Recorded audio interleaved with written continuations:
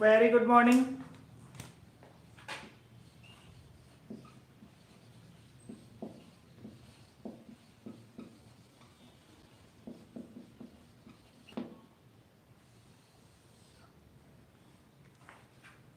Good morning Meenal, Lokesh good morning, Akash good morning. चलिए बेटा start करते हैं। आज का अपना टॉपिक है ब्रांच अकाउंटिंग। आज का जो अपना टॉपिक है वो टॉपिक है ब्रांच अकाउंटिंग।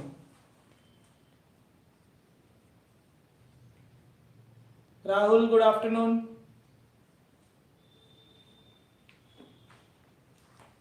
तो सबसे पहले तो एक बात हमें समझनी है बेटा कि व्हाट इज ब्रांच। ब्रांच क्या होती है? ब्रांच क्या होती है? तो ब्रांच हम कहते हैं कि branch is a subordinate division of business. जैसे ये वर्ड कहां से लिया गया है बेटा? ये वर्ड एक पेड़ से लिया गया है कि ये आपका एक पेड़ है, ठीक है। इसकी बहुत सारी ब्रांचेस हैं, ठीक है। तो ये वर्ड भी कहां से लिया गया है? एक पेड़ से लिया गया है, जहां से क्या होता है? ब्रांचेस। तो हम कहें कि साहब ब्रांच क्या है? ब्रांच एक सब ऑर्डिनेट डिवीजन है किसी बिजनेस की। मतलब एक है हेड ऑफिस, किसी भी बिजनेस का एक हेड ऑफिस है और उस हेड ऑफिस के नीचे बहुत सारी ब्रांचेस हैं।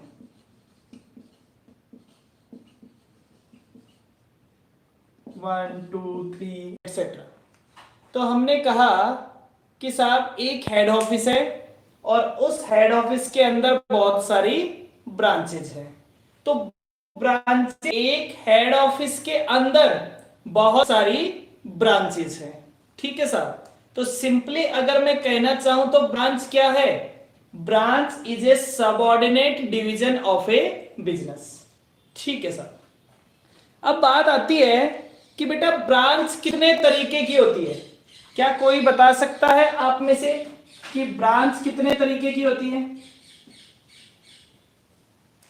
ब्रांच कितने तरीके की होती है?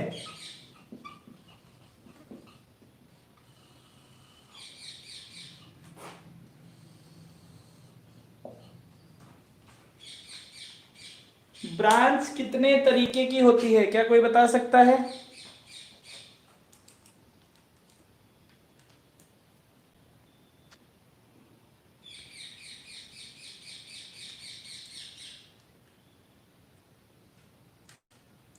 टाइप्स ऑफ ब्रांच कोई बताएगा बेटा आप में से कि ब्रांच कितने तरीके की होती है? फंक्शंस, फंक्शनल ब्रांच, ओके नहीं बेटा। ब्रांच दो तरीके की होती है। एक तो होती है डोमेस्टिक ब्रांच और एक होती है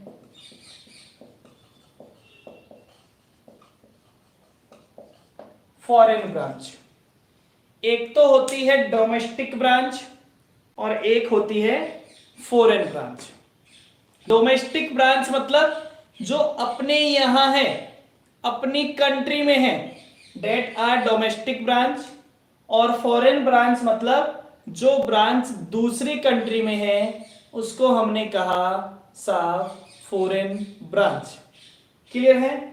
अब बात आती है कि फॉर डोमेस्टिक ब्रांच को फर्दर डिवाइड किया जा सकता है फॉर द अकाउंटिंग पर्पस। कि डोमेस्टिक ब्रांच जो है उसको फर्दर दो पार्ट्स में डिवाइड किया जा सकता है। दो पार्ट्स कौन कौन से? डिपेंडेंट ब्रांच और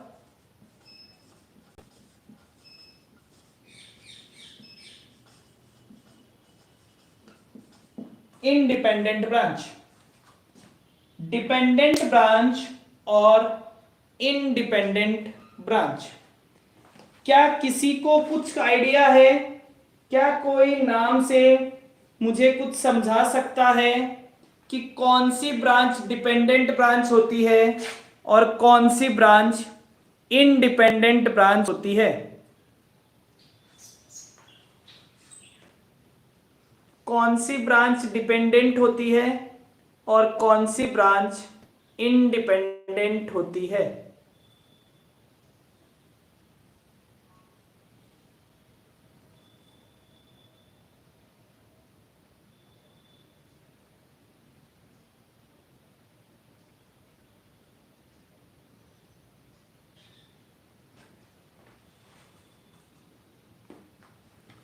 कोर डिसीजन बाय, जिसके कोर डिसीजन हेड ऑफिस लेता है, कोर डिसीजन खुद लेती है, वो इंडिपेंडेंट। जिसके कोर डिसीजन हेड ऑफिस लेता है वो डिपेंडेंट। नहीं बेटा, नहीं, इस चीज से हम पता नहीं लगा सकते। इस चीज से हम पता नहीं लगा सकते कौन सी डिपेंडेंट है कौन सी इंडिपेंडेंट है। डिसीजन से पता नहीं लगता। देखो मैंने आपको हिंट दिया था शुरू में, अकाउंटिंग पर्पस जो दूसरी ब्रांच पे डिपेंडेंट होती है। वाह वाह, ओके, वेरी गुड, गजब। ठीक है, चलिए डिपेंडेंट ब्रांच, मैंने अभी भी आपको एक हिंट दिया था। हिंट क्या दिया था? कि अकाउंटिंग पर्पस से बात करते हैं तो हम कहेंगे ब्रांच विच मेंटेन, सॉरी,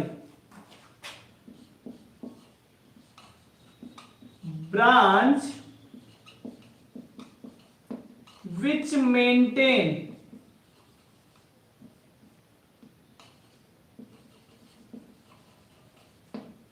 its own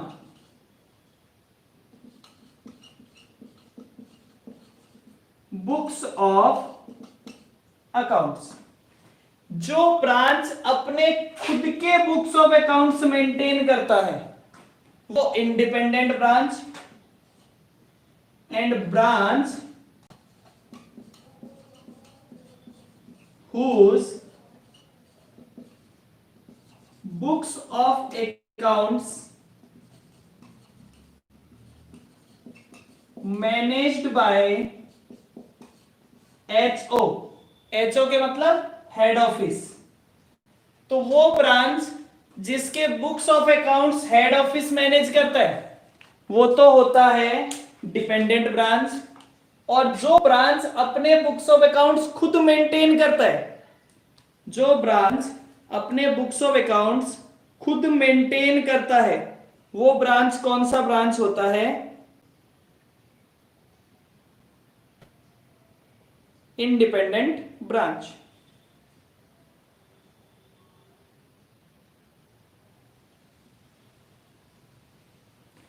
ठीक है, क्लियर? सॉरी, ओके, क्लियर है? तो एक बात बताएं, फॉरेन ब्रांच है, फॉरेन ब्रांच है, वो डिपेंडेंट होगा या इंडिपेंडेंट होगा? फॉरेन ब्रांच जो है वो डिपेंडेंट होगा या इंडिपेंडेंट होगा? फॉरेन ब्रांच डिपेंडेंट ब्रांच होगा या इंडिपेंडेंट होगा? फॉरेन ब्रांच इंडिपेंडेंट होगा। क्यों इंडिपेंडेंट होता है? क्योंकि जिस कंट्री में आपकी ब्रांच है, आपको उस कंट्री के हिसाब से अपने अकाउंट्स मेंटेन करने पड़ेंगे उस कंट्री में। तो जब आपका ब्रांच उस कंट्री में उस कंट्री के हिसाब से अपने बुक्स ऑफ अकाउंट्स मेंटेन कर रहा होगा, तो उसके मतलब वो अपने बुक्स ऑफ अकाउंट्स खुद मेंटेन कर रहा होता है, दैट इज इंडिपेंडेंट ब्रांच। तो हमारे पास देखिए अकाउंटिंग पर्पज से ब्रांच दो तरीके की होगी, एक तो डिपेंडेंट और एक इंडिपेंडेंट। तो हमें जो अकाउंटिंग करनी है वो दो तरीके की ब्रांच के लिए करनी है, डिपेंडेंट ब्रांच के लिए और इंडिपेंडेंट ब्रांच के लिए। सबसे पहले हम पढ़ेंगे accounting for dependent branch. Dependent branch के लिए अकाउंटिंग किस तरह से होती है। चलिए sir,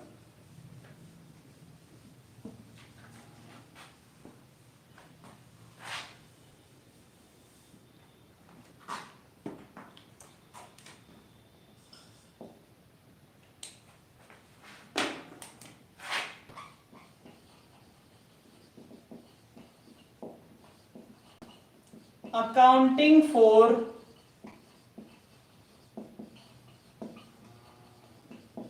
dependent branch. Dependent branch की अकाउंटिंग ये कहता है there are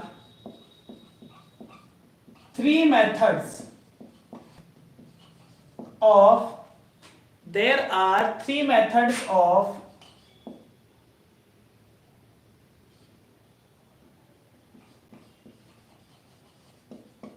accounting. Dependent branch की अकाउंटिंग करने के तीन मेथड होते हैं। तीन मेथड कौन कौन से?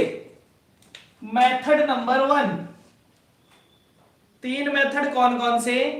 Method number one that is final account method. Method number two debtors method and method number three stock and debtors method. First method होता है final account method, second method होता है debtors method and third method is stock and debtors method. Branch third method is stock and debtors method. Clear है बेटा? तो तीन method से branch accounting की जाती है। तीन मेथड से ब्रांच अकाउंटिंग की जाती है।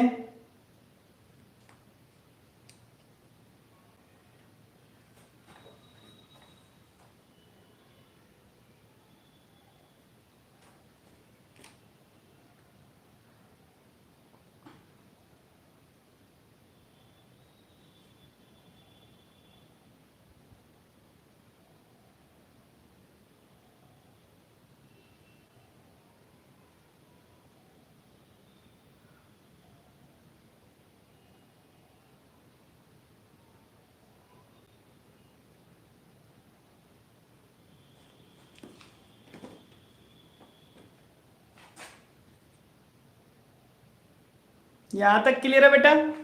मेथड नंबर वन तक तीन मेथड होते हैं। अब बात करते हैं हम method number one. Method number one,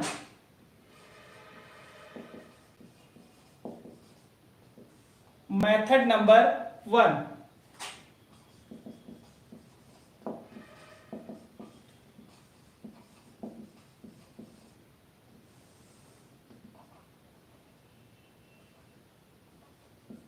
final account method.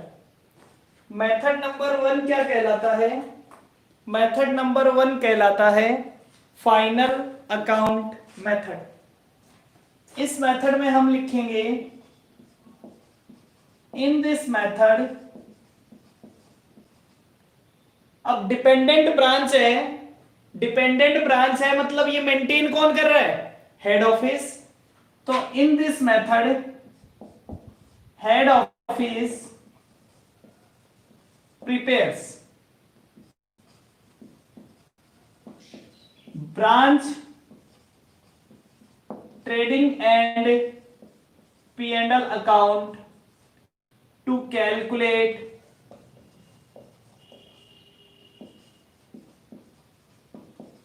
branch profit and loss. तो ये कहता है कि इस मेथड में हेड ऑफिस क्या बनाता है, हेड ऑफिस बनाता है branch trading and P&L account. Head office बनाता है branch trading and P&L account to calculate branch profit और लॉस। ब्रांच का प्रॉफिट और लॉस कैलकुलेट करने के लिए ब्रांच आपके पास branch trading and P&L account बनाता है। क्लियर है? हेडिंग लगाएंगे बेटा, हेडिंग लगाएंगे format of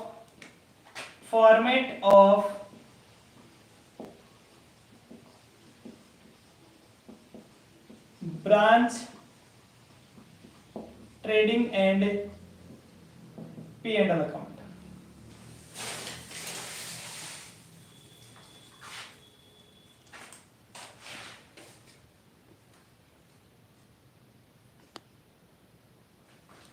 format of branch trading and P&L account.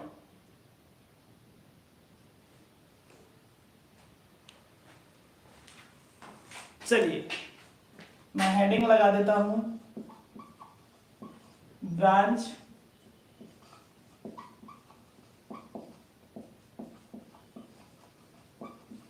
Trading and P&L account. Format अच्छे से समझ लीजिएगा, अच्छे से फॉर्मेट समझ लीजिएगा बेटा।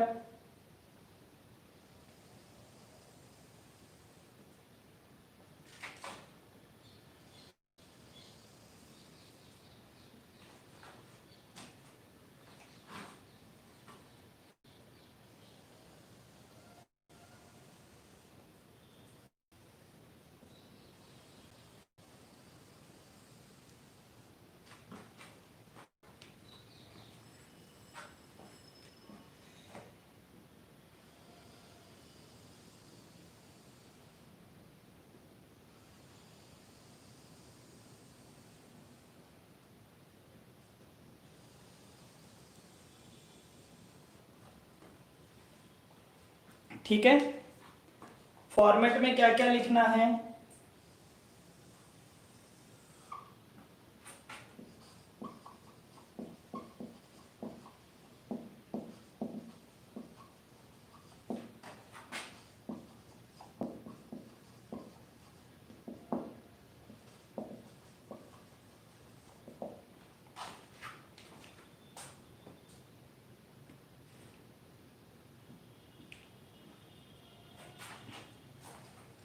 ये फॉर्मेट आप एट कॉस्ट बना रहे हैं। ठीक है, एट कॉस्ट आप यहां पे लिख ले, एट कॉस्ट। हम जो भी वैल्यूज लिख रहे हैं उसमें कॉस्ट में प्रॉफिट ऐड करके नहीं लिख रहे हैं, नॉर्मली लिख रहे हैं। तो सबसे पहले लिखेंगे to opening stock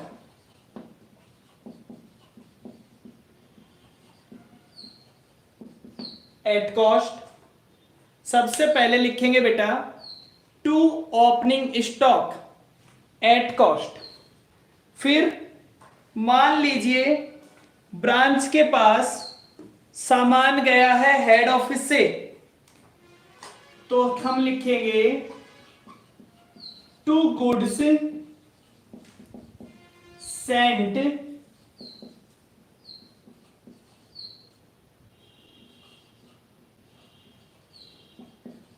to branch. To to goods send to branch, branch को हमने गुड्स भेज दी, जो भी गुड्स भेजी है at cost.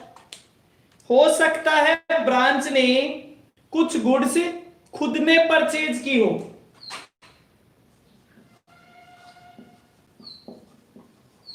To purchase at cost price, जो भी परचेज किया है उसका कॉस्ट लिख दीजिए, ठीक है।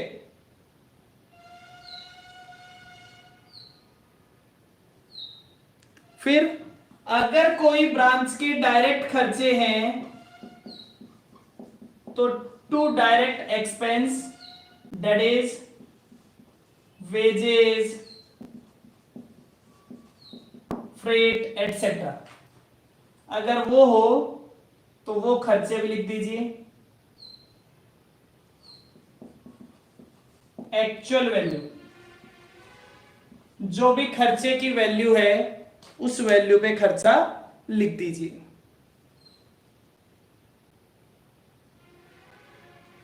फिर हम कहते हैं कि bye sales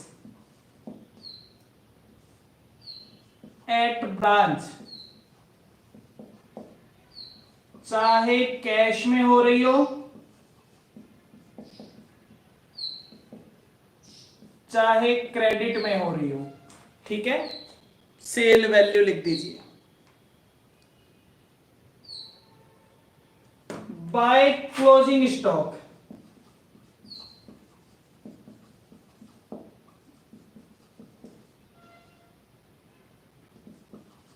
at branch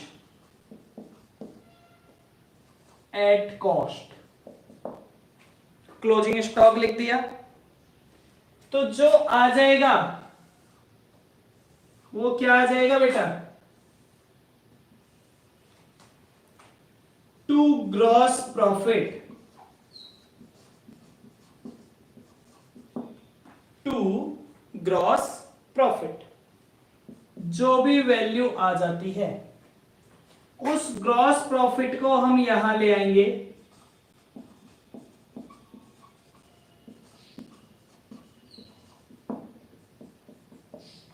bye gross profit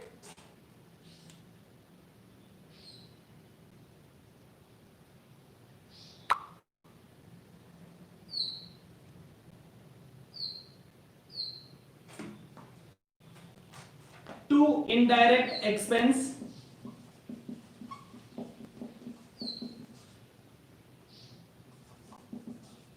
eight branch, जो ब्रांच पे इनडायरेक्ट एक्सपेंस हो रहे हैं।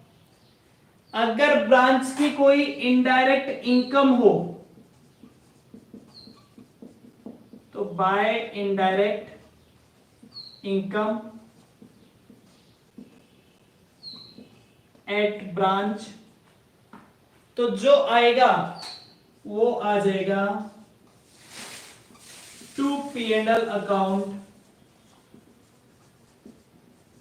Net profit.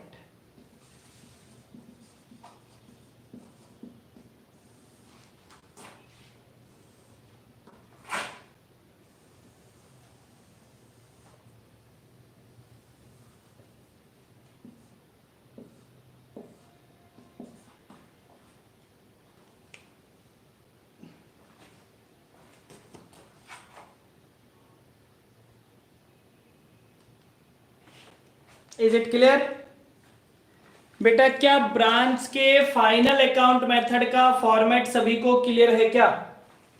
जल्दी से बता दीजिए।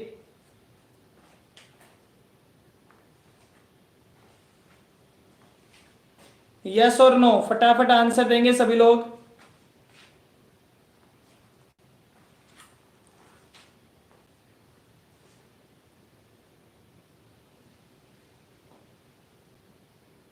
Anshu yes sir, Lokesh yes sir, okay बेटा ठीक है। तो ये तो हमारा था फॉर्मेट। बेटा आपको याद है आपने कंसाइनमेंट का चैप्टर भी पढ़ा हुआ होता है। कंसाइनमेंट में कई बार जब आप गुड्स बेचते हो तो गुड्स में प्रॉफिट जोड़ के भी बेचते हो। आपने कंसाइनमेंट का चैप्टर पढ़ा हुआ होता है, कई बार कंसाइनमेंट पे गुड्स हम इनवॉइस प्राइस पे बेचते हैं, तो हम यहां पे इनको किस पे लिखते हैं, इनवॉइस प्राइस पे। और जो प्रॉफिट होता है उसमें जुड़ा हुआ, उसको अपोजिट साइड में लिख देते हैं, उसको अपोजिट साइड में लिख देते हैं। किस नाम से, या तो लोडिंग के नाम से या उसी नाम से। तो यहां पे भी आपको ऐसे ही करना है। अगर कभी क्वेश्चन, देखो जहां तक होगा हम हमेशा कॉस्ट पे बनाएंगे, हमेशा हम कोशिश करेंगे हम कॉस्ट पे बनाएं। अगर कभी आपको कोई वैल्यू इनवॉइस प्राइस पे दी हुई हो, तो आप उस वैल्यू को अपोजिट साइड में लिख देंगे, लोडिंग के नाम से या फिर उसी नाम से। जैसे आपने यहां लिखा है टू गुड सेंटर ब्रांच, अगर ये आपने कॉस्ट प्लस प्रॉफिट पे लिखा होता, तो इसका प्रॉफिट का पोर्शन हम इसी नाम से अपोजिट साइड में लिख देते। क्लियर है ये बात? वैसे जरूरत नहीं है, हम हमेशा कॉस्ट पे कैलकुलेट करके लिखेंगे, हम हमेशा कॉस्ट पे कैलकुलेट करके लिखेंगे। क्लियर? फटाफट से बेटा अपना इंस्टीट्यूट का मॉडल निकालें, फटाफट से अपने इंस्टीट्यूट का मॉडल निकालें। हम उसका क्वेश्चन नंबर 1 सॉल्व करते हैं। इंस्टीट्यूट के मॉडल का क्वेश्चन नंबर 1, आप अपना इंस्टीट्यूट का मॉडल निकालिए। इंस्टीट्यूट के मॉडल का क्वेश्चन नंबर 1 जैसे ही निकाल ले सभी मुझे बताएंगे कि सर हमने निकाल लिया। इंस्टीट्यूट के मॉडल का क्वेश्चन नंबर 1, इंस्टीट्यूट के मॉडल का क्वेश्चन नंबर 1।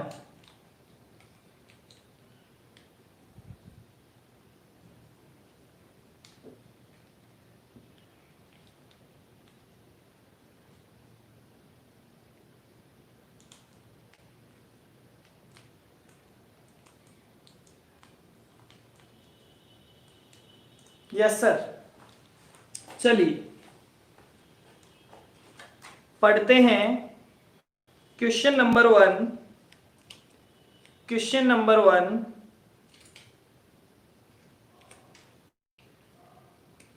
ध्यान दीजिएगा। From the following particulars prepare branch trading and P&L account in the books of head office. बेटा आपको ज्यादा दिमाग लगाने की जरूरत नहीं है, ये वैसा ही ट्रेडिंग P&L अकाउंट है जो आप अपने फाइनल अकाउंट में बनाया करते थे। ठीक है, चलिए पढ़ते हैं। The Delhi stores invoice goods to its Patna branch at a cost which sells both for cash and credit. ठीक है साहब। Cash received by branch is remitted to HO. Branch expense are paid directly from the head office except petty expenses which are made by the branch. Okay, तो ये कह रहा है कि cash received by branch is remitted to HO। Branch के पास जो भी कैश आता है वो हेड ऑफिस को भेज देता है, और जो भी खर्चे होने हैं वो हेड ऑफिस ब्रांच को दे देता है। पेटी एक्सपेंस ब्रांच अपने आप पे करता है। ठीक है साहब। अब अकाउंट कौन बना रहा है? ब्रांच का ट्रेडिंग P&L अकाउंट किसकी बुक्स में बनाना है? हेड ऑफिस की बुक्स में बनाना है। ब्रांच का ट्रेडिंग P&L हेड ऑफिस बना रहा है, मतलब ये कौन सा अकाउंट है, कौन सा मेथड है? डिपेंडेंट ब्रांच है। ठीक है, ये कौन सी ब्रांच है? डिपेंडेंट ब्रांच है। जब ब्रांच का profit and loss head office की बुक्स में बनाया जा रहा है, मतलब ये कौन सा मेथड है? फाइनल अकाउंट मेथड और डिपेंडेंट ब्रांच। चलिए साहब क्वेश्चन करने की कोशिश करते हैं, क्वेश्चन करने की कोशिश करते हैं। हमारा काम हो गया, लिख देते हैं ब्रांच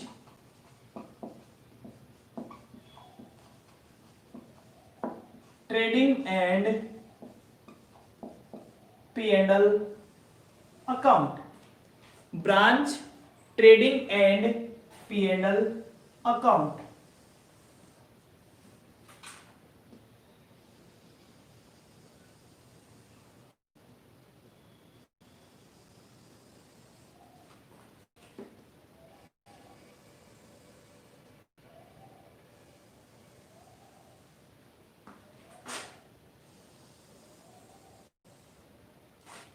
क्वेश्चन नंबर 1, चलिए सर, सबसे पहले opening stock branch trading account में सबसे पहले लिखेंगे to opening stock. Opening stock कितना बता रखा है? ओपनिंग स्टॉक बता रखा है 5000 का। फिर डेटर्स बता रखा है, कोई मतलब नहीं है। पेटी कैश बता रखा है, कोई मतलब नहीं है। Goods from HO, goods from head office, तो to goods sent to branch. कितने का गुड्स भेजा है? 50,000 का। बेटा नीचे जाके क्वेश्चन में लिखा हुआ है last line, goods return to HO, 5,000 रुपए का माल एचओ को वापस आ गया, तो हम लिख देंगे रिटर्न फ्रॉम ब्रांच, ब्रांच से वापस आ गया 5,000 का माल, तो नेट माल कितने का गया? जैसे पहले हम लिखते थे परचेज माइनस परचेज रिटर्न, तो अब हमने लिख दिया good send to branch minus return from branch, 5,000 रुपए का माल वापस आ गया, तो नेट माल कितने का भेजा है? 45,000 का भेजा है। ठीक है साहब। फिर हमें चाहिए सेल्स, तो हमने लिख दिया बाय सेल्स। सेल्स में कैश सेल्स और क्रेडिट सेल। कैश सेल्स दे रखी थी 30,000,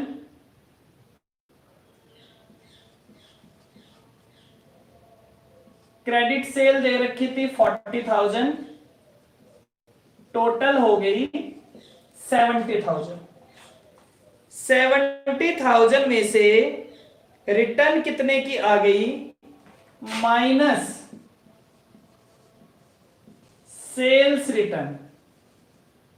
सेल्स रिटर्न आ गई बेटा 4,000, तो सेल्स हो गई 66,000। ओके, सेल्स हो गई 66,000। और आगे चलते हैं। क्वेश्चन बोलता है क्लोजिंग स्टॉक। हाँ, मैं लाइन से क्वेश्चन पढ़ता चला जाता हूं। Sales return, bad debts PNL में आते हैं, डिस्काउंट पीएनएल में आता है, गुड्स रिटर्न लिख दिया, रेंट एंड टैक्सेस पीएनएल में आता है, सैलरी वेजेस पीएनएल में आता है, petty expenses, pilferage of goods. बेटा पिलफ्रेज का मतलब क्या होता है? What is the meaning of pilferage? Pilferage का मतलब होता है छोटी छोटी चोरियां। जैसे आपके माल का कुछ छोटा छोटी चोरियां हो गई आपके स्टॉक में से, तो आपका क्लोजिंग स्टॉक जब आपने लिया होगा तो वो कम आ रहा होगा। अब एक बात बताएं बेटा, जो छोटी छोटी चोरी होती है, तो चोरी ट्रेडिंग अकाउंट का खर्चा होता है या पीएनएल अकाउंट का खर्चा होता है? बेटा अगर हमारे माल में से चोरी हो जाए या हमारा माल डिस्ट्रॉय हो जाए, तो वो खर्चा ट्रेडिंग अकाउंट में आता है या वो खर्चा पीएनएल अकाउंट में आता है? वो खर्चा ट्रेडिंग अकाउंट में आता है या वो खर्चा पीएनएल अकाउंट में आता है? पीएनएल अकाउंट में आना चाहिए। लेकिन हमारे तो क्लोजिंग स्टॉक में से कम हो रखा होगा। अगर हमारे माल में से चोरी हो चुकी है तो हमारा क्लोजिंग स्टॉक कम आ रहा होगा, और अगर हमने क्लोजिंग स्टॉक को कम लिखा है तो प्रॉफिट तो अपने आप कम हो गया। अगर क्लोजिंग स्टॉक कम हो गया तो ग्रॉस प्रॉफिट ऑटोमेटिकली कम हो जाएगा। इसका मतलब तो उस चोरी को आपने किस में एडजस्ट कर दिया, उस चोरी को आपने ग्रॉस प्रॉफिट में एडजस्ट कर दिया। तो आपको उसके लिए क्या करना पड़ेगा, पहले तो हमें उसको क्लोजिंग स्टॉक में जोड़ना पड़ेगा और फिर उसे P&L अकाउंट में लेस करना पड़ेगा। तो हम लिखते हैं बाय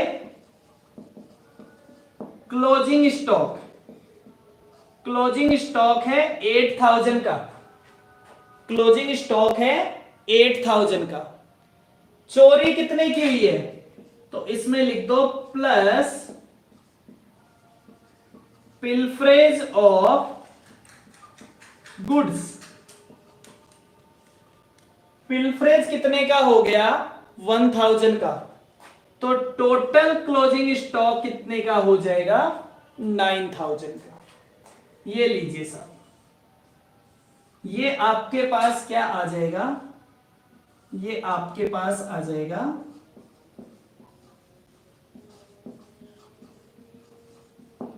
टू ग्रॉस प्रॉफिट। आपके पास आ जाएगा टू ग्रॉस प्रॉफिट। कितना आता है फटाफट से बता दीजिए, ग्रॉस प्रॉफिट कितना आता है, that is 75,000, it is also 75,000। तो ग्रॉस प्रॉफिट आ गया 25,000।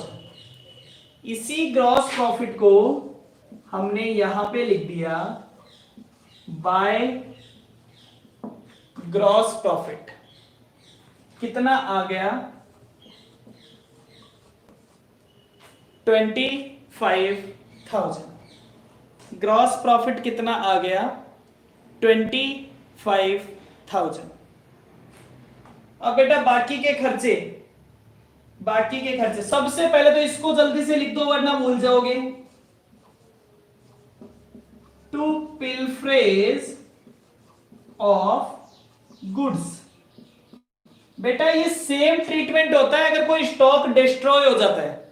अगर कोई स्टॉक डिस्ट्रॉय भी हो जाए तो पहले आप उसे क्लोजिंग स्टॉक में ऐड करेंगे और फिर आप उसे P&L अकाउंट में चार्ज करेंगे, वरना उसका अफेक्ट ट्रेडिंग अकाउंट में आ जाता है। तो पहले उसे ट्रेडिंग अकाउंट से हटाते हैं फिर उसे P&L अकाउंट में दिखाते हैं। ठीक है, ये बात हमेशा ध्यान रखिएगा। और आगे चलते हैं, टू बैड डेब्ट्स। खर्चे लिख लेते हैं। बैड डेब्ट्स हुआ था 1000 का। Discount allowed,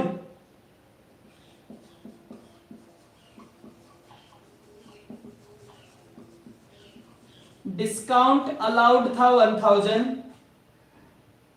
rent and rates, to rent and rates. Rent and rates कितना था, 3000 का। रेंट एंड रेट्स के बाद to salary and wages. Salary and wages कितना था, 6000 का। Salary and wages.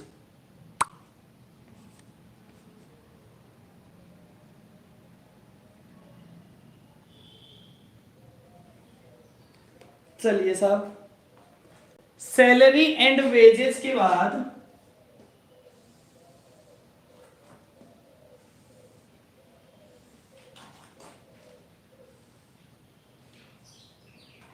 Salary and wages to petty expenses.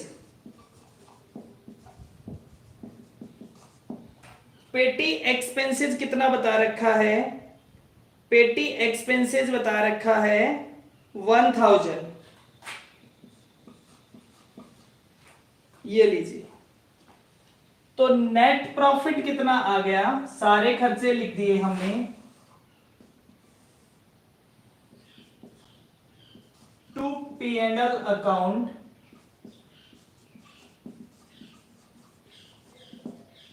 Net profit is 12,000। Clear है बेटा सभी को?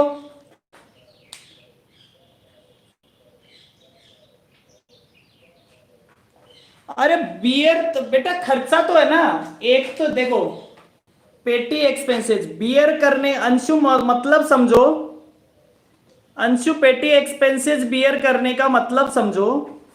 एक तो ये होता है कि ब्रांच, जब भी ब्रांच कोई सामान बेचता है तो उसके पास जो पैसा आता है वो हेड ऑफिस पे भेज देता है।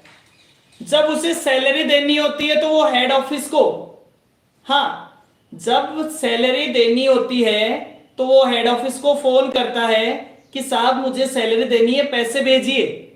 ठीक है। पेटी एक्सपेंसेस, अब इसके लिए हेड ऑफिस ने क्या कर रखा है कि वो उसके पास थोड़े से पैसे छोड़ देता है कि ये पैसे आप अपने पास ही रखो, जो छोटे छोटे खर्चे जब हो तो आपको बार बार हमें फोन करने की जरूरत नहीं पड़ेगी। आपके पास डेली चाय वाला चाय लेके आएगा तो आपको हेड ऑफिस फोन करने की जरूरत नहीं है, आप वो पैसा अपने पास से ही दे देना। देखो उसके पास ओपनिंग स्टॉक में 1,000 रुपए के पेटी एक्सपेंस पेटी कैश भी पड़ा था, तो वो पेटी कैश हेड ऑफिस ने ब्रांच के पास ही छोड़ रखा होता है कि जब भी आपका खर्चा हो आप यहां से पे कर देना। अल्टीमेटली खर्चा तो हो ही रहा है, तो खर्चा तो है तो खर्चे में तो दिखाना पड़ेगा, लेकिन जब भी वो खर्चा होता है तो एचओ से मंगवाने की जरूरत नहीं होती, वो पैसा आपके पास हेड ऑफिस ने पहले से ही छोड़ रखा होता है। लाइन का कहने का मतलब ये था कि अगर कोई भी बड़े खर्चे होंगे तो वो हेड ऑफिस आपको भेजेगा। जैसे 6,000 रुपए का सैलरी देना है तो हेड ऑफिस ने आपको भेजे होंगे, लेकिन जब आपको चाय के पैसे देने थे तो वो आपने आपके यहां पे जो पैसे पड़े हैं उन्हीं में से दे दिया होगा। क्लियर? तो इस लाइन का मतलब, इसका मतलब ये नहीं है कि वो पैसे तो अपने पास से ही लग जाएंगे। भाई वो पैसे फिर तो मतलब क्या निकला, जिसका बिजनेस है पैसे तो वो ही देगा। आज अगर मैं किसी की शॉप पे बैठता हूं तो उसने कह रखा है बड़ा खर्चा जब भी हो तब मेरे से पैसे मांग लेना, छोटे छोटे खर्चे हो तो ये पैसे पड़े हैं आप इनमें से देते रहना। ठीक है? क्लियर? सभी को क्लियर है बेटा? पूरा क्वेश्चन क्लियर है? मेथड नंबर 1 कोई दिक्कत नहीं है?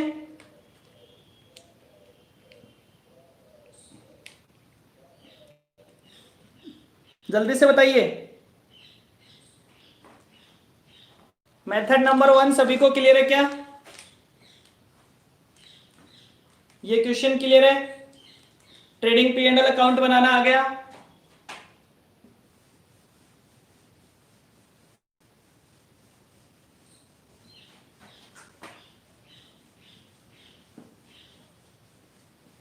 चलिए मैं आपको क्वेश्चन नंबर 9 दिक्कत सर। ठीक है, धन्यवाद।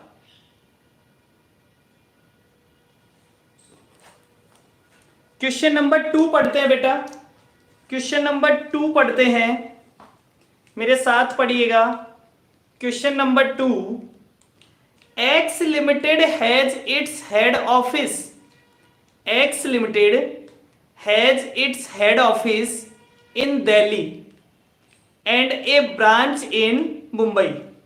एक्स लिमिटेड का हेड ऑफिस तो दिल्ली में है और उनकी एक ब्रांच मुंबई में है।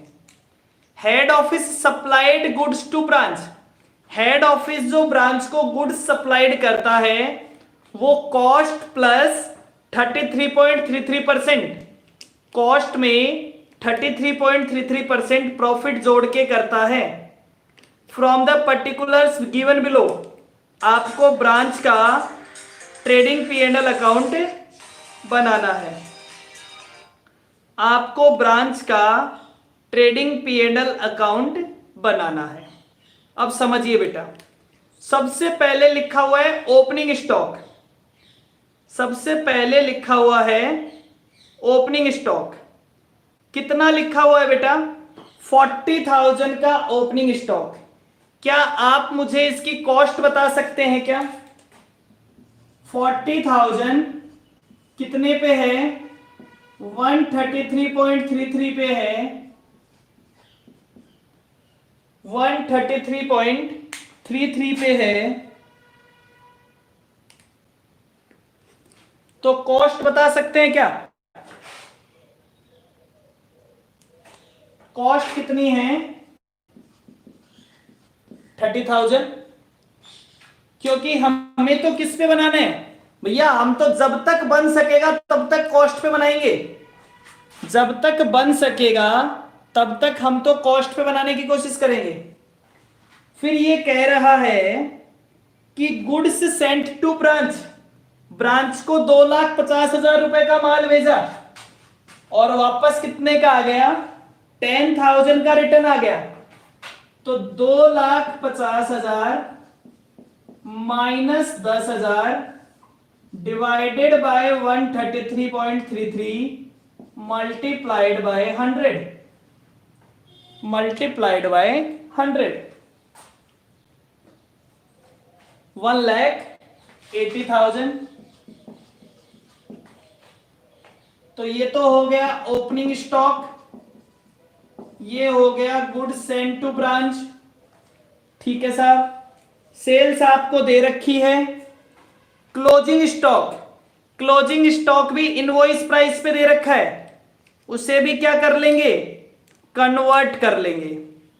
सेल्स आपको बता रखी है, डिस्काउंट टू कस्टमर बता रखा है, और कह रखा है 2% गुड्स नेचुरल वेस्टेज है। अरे बेटा 10,000 रिटर्न आया है ना अंशु, 10,000 रिटर्न आ गया, रिटर्न फ्रॉम, तो चाहे अलग अलग लिख लो, 10,000 वो वाला है जो रिटर्न आ गया, ठीक है, 10,000 वो वाला है जो रिटर्न आ गया। ओके, क्या ये क्वेश्चन कर सकते हैं? नीचे लिखा हुआ है 2% goods are lost through natural wastage. बेटा नेचुरल वेस्टेज, नॉर्मल लॉस कभी रिकॉर्ड नहीं करते हैं, नॉर्मल लॉस का कुछ नहीं करना है, लॉस हो गया तो हो गया, वो तो होना ही था, उसको रोका भी नहीं जा सकता। तो नॉर्मल लॉस का कोई ट्रीटमेंट नहीं करना है, वैल्यू में कोई भी ट्रीटमेंट नहीं होता है। क्लियर? पक्का? क्वेश्चन नंबर 2 हो जाएगा सभी से। बेटा क्वेश्चन नंबर 2,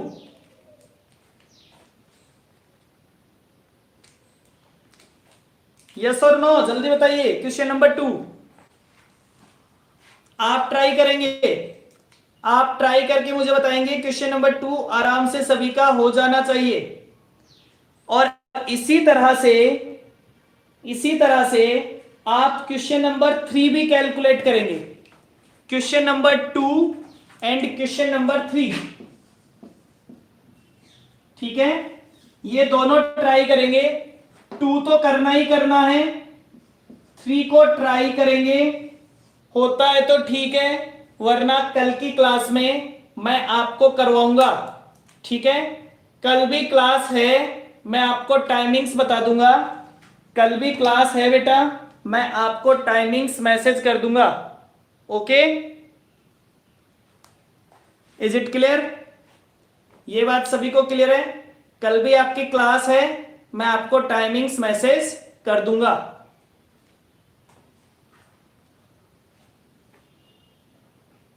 कल करेंगे इसका सेकंड मेथड, कल करेंगे इसका ये क्वेश्चन और सेकंड मेथड। चलिए आज के लिए इतना ही, बाय बाय, थैंक यू।